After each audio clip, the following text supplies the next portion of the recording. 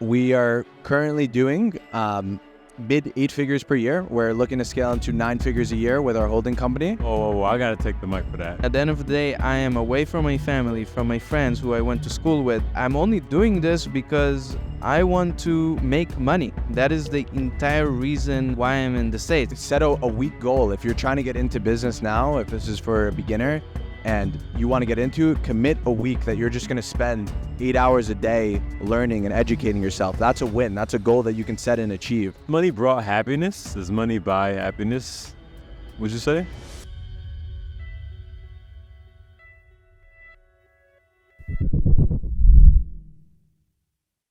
Introduce yourselves, who you are and how you got to where you are now, just briefly.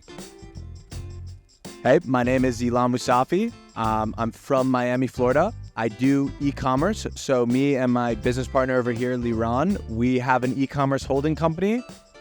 Currently, we have a few brands. We're doing stuff in the beauty space, the health space, dental space. And yeah, really just scaling up products right now. Love that. I'm in the beauty space because I'm beautiful.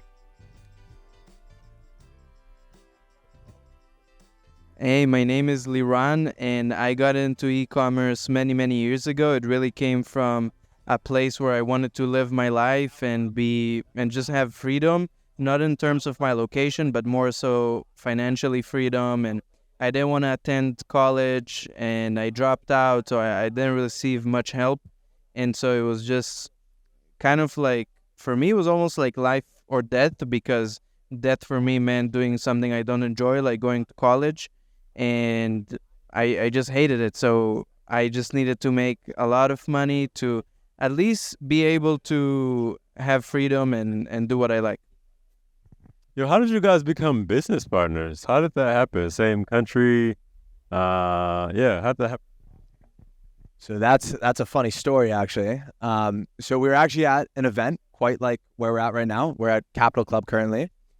And at the event, this guy over here, the big man over here, he was one of the speakers at the event. So he was a speaker. He was the big baller of the event. I'm over there in the crowd, just doing my thing over there, but had to get my value, like I'm at an event, paid a good amount of money to be there. So I'm going to ask all the questions that I want, right? So I started asking this guy a few questions, and then another question, then another question, another question. And then the guy, he finally reaches out to me. He's like, what are you, Israeli with all these questions that you're asking me? And I'm like, well, actually, yeah, I am. So then from there, we just kind of kicked it off and met each other after, started doing a little bit of work together. And we actually started a marketing agency after that, where we serviced a lot of clients. And from what we were able to do there, that actually brought us to starting our holding company now. When we launched the first brand, we saw a lot of traction. So we actually dropped every single client and just tripled down on the brands. And now we're at 7 brands and counting, and looking to build more and partner with people every single day. So, yeah. Amazing. Wow. So, wait, I got to go back a little bit. When he said, what are you, Israeli? Was that how did you take that? You were like, what made you ask that? Come on. It's a very good question. So I'm Israeli myself, so I'm kind of allowed to make those kind of comments. And there were other Israelis, and they just kept asking questions. So, for me as being an Israeli, I know if I pay for something, I'm going to get the most value out of it. And I kind of had the same feeling that he was trying to do the same thing. He just kept asking, question after question. And I'm stressed, sweating and shit on the stage. And I just wanted to finish. But no, he kept asking, so I had to make that comment. But I'm very happy with it, because that's what made us connect. Wow. So what have you guys been able to accomplish? You could talk revenue, you could talk accomplishments, just give some context for people that don't know anything about your business. So just to keep it light, we are currently doing mid 8 figures per year. We're looking to scale into 9 figures a year with our holding company. Whoa, I got to take the mic for that, because that's phenomenal. Mid 8 figures a year, looking to scale 9 figures. I see why this partnership happened. You weren't playing. Y'all weren't joking around. This was not a Nintendo. Wow. Congratulations on that, guys. That's big. We were more Xbox, if you feel me, bro. No Nintendo stuff around here. We're not playing any games, my guys.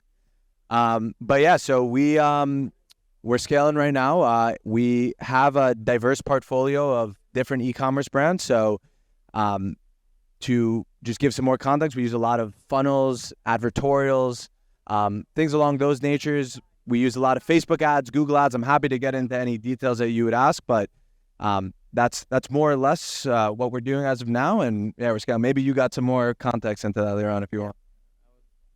I would love to share some more information about what we do. So, as my business partner and good friend Elon described, we use different funnels to market our products. We have a holding company that has a portfolio of different e-commerce brands and different categories.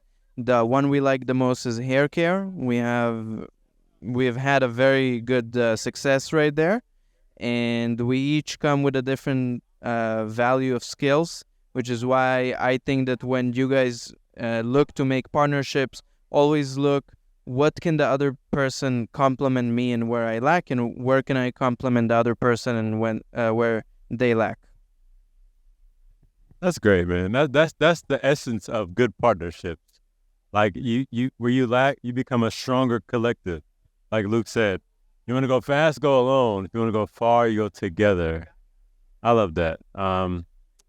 What would you say success means for you? Because you've accomplished some awesome stuff.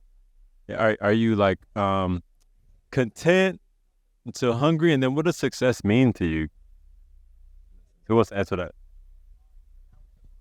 So first of all, thank you for saying that. It really doesn't feel to us that we have accomplished anything big because it's kind of like our day-to-day life.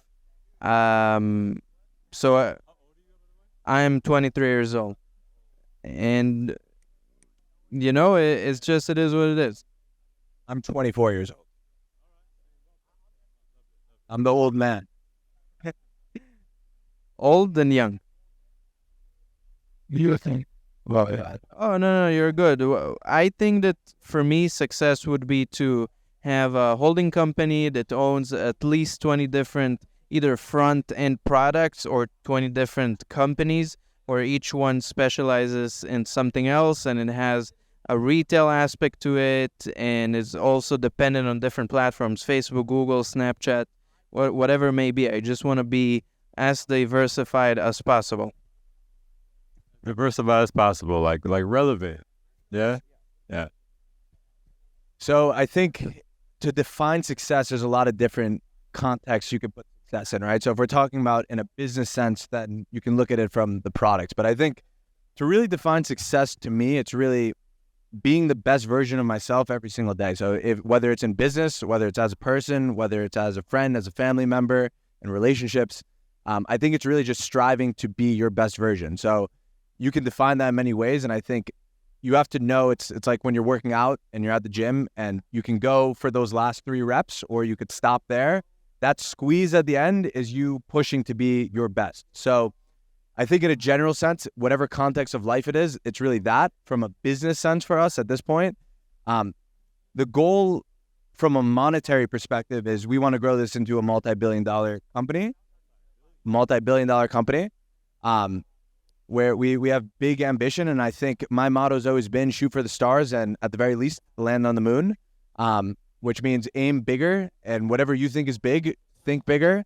Because right now, from where we're thinking, we're still pretty small. We're not even to the stars yet. So I think it's really about having a really big picture that you want to go to and really having that North Star, because that's got to be your guidepost. You might pivot a lot when you're working and when you're doing things and things aren't going to go to plan. You have to be ready for that.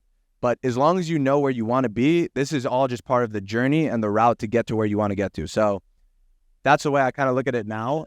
Numbers at the end of the day don't really mean much, because at the end of the day, it's like when you start making money and you get to a certain extent, which look, we still got ways to go. So I'm not saying we're at that level, but I think money you realize is a diminishing thing in terms of what it can do for your life. So I think it's really, it's a game that you're playing with yourself and being the best in everything. So whether it's in business and achieving that benchmark of I want to be LeBron James and the best scorer of all time, you kind of look at your revenue numbers as something that you can attribute to those different successes. So that's the way that I kind of look at it. And I think in everything, it really all is just a game, and you have to gamify what you do.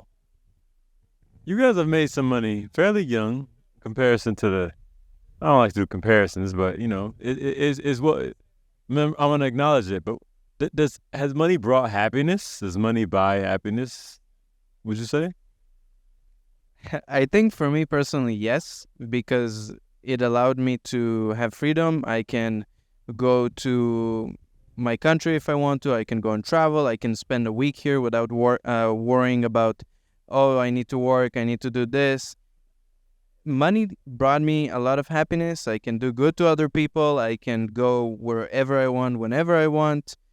And I would say that at some point, money doesn't change your life. Maybe above, I would say $30,000 a month or $360,000 a year.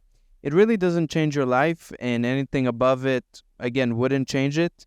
I would really look at 360,000 as kind of like where you need to be, or not need, where you should be if that's what you're seeking. But above that, I mean, it means absolutely nothing. So I wouldn't say money buys happiness. I would say money buys you options, to put it simply. And options brings happiness, because the thing is, if you're not making any money, then you can't control your circumstances. So you can't control where you go. You can't control what you do. You can't control who you have access to. You can't control really just the things that you want to do. So what money gives you is the options. Now, there's a lot of people that make the wrong decisions from the options. There's people that become drug addicts. There's people that do the wrong things when they have money. There's people that get high on money and start going, they want to get the nicer car and the nicer jets and all that kind of stuff. And I think that's the wrong context and frame of looking at money. Money is options. It gives you the decision to make, and that's why you see so many rich people miserable. So I think as long as you have self-awareness of what are the things that you actually want, and then use money to give you those options, then money will make you happy. That's well said. That sounds like you thought about this before. Actually, I have not. I'm the public speaker of of the group. I like to make speeches. They get really pissed off because we'll be in a meeting and I'll ramble for like an hour long, just nonstop. And but nature, but that's, you're like the passionate one. I would say so, yeah. Would you say he's the logistical one or what? He's the finance side of everything. I mean, I want to do crazy shit all the time. This guy's like, all right, you cannot be, we can't do that. So he's kind of like, I'm the one who's in the clouds per se, and he's the one who brings it back to reality. So the simple way to put it is I'm the optimist, he's the pessimist, but the balance of it really gives us like a real frame of reality. Gotcha. People watching this is going to be a variation of ages. I mean, definitely on the younger side. And they'll be like, okay, 23, 24. There's a lot of certain feelings for people that have money. And like, I don't know, as judgments and assumptions, like someone gave it to you, you got an opportunity, it's not fair. What do you think, what would you say to like someone that's, I'm assuming you guys came from somewhat humble beginnings, like not making 8 figures. What would you say to like that mentality that struggles to even make like 6 figures and it's kind of looks down on people that do so well so young? God's got a good. Yeah, I mean, I personally don't think I came from humble beginnings in terms of like family wealth. I didn't get any of it. But what I will say is that I grew up in a village in the middle of nowhere. There were only 70 families. There's like a huge water well. Some days, you wouldn't have electricity. The roads are not entirely paved. It's not really done. There are a lot of horses, cows. I mean, some people just still ride horses, mainly for fun, but you get the point. I came to the States with, about 30,000 in the bank, and I owed my parents 50,000. So I was actually in debt to them. And their whole thing was, look, it's all good. You pay it in the future, but you go to college. And I didn't want to. I stayed in a $200 a month, just basement that only had a bed in Boston. It's a very expensive place. Nice, nice. Yeah, it's gonna be a famous place one day. It's gonna be a very famous place one day. And with that being said, I had to practice for many years for free, and I had to get a lot of education surrounding finances and how to connect with other people. And I connected with very, very skilled and knowledgeable financial advisors of one person that I worked with for a couple of years, and he really took me in, believed in me. It was even during COVID for some of the time, and there was a lot of uncertainty, but he still helped me all through that, and I really owe to that mentor, I would say, all the knowledge and skills that I currently have today. Oh, wow. So you came from beyond humble beginnings. Yeah. Wow. Got that. Lastly, I think you guys have done a great job. Y'all have a great partnership. You both Israelite, right? Is that right? Israelite? Yeah.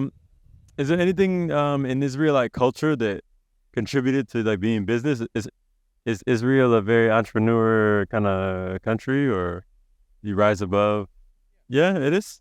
Say so mainly because I came to the States to make money. I didn't come to be at the beach. I can go to the beach in Tel Aviv. I didn't come there to eat good food. I can eat in Israel healthy food and very delicious food. Correct. I think a lot more healthier. But here's the thing. I mean, at the end of the day, I am away from my family, from my friends who I went to school with. And I'm only doing this because I want to make money. That is the entire reason why I'm in the States. I was born in Israel. I lived in China for 3 years. I studied in the UK for a year.